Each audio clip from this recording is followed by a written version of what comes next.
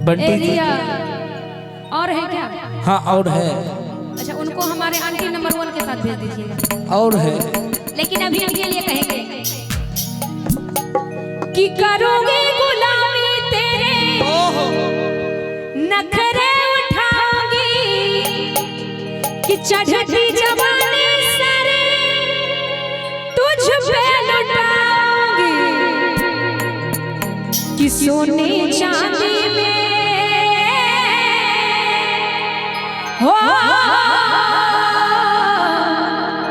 कि सोने चांदी में एक दिन मेरे बाके बलमा तुझे मैं तौल दूंगी, जब रात माँ कोई ना जागे अयो सैया मैं खिड़की खोल दूंगी।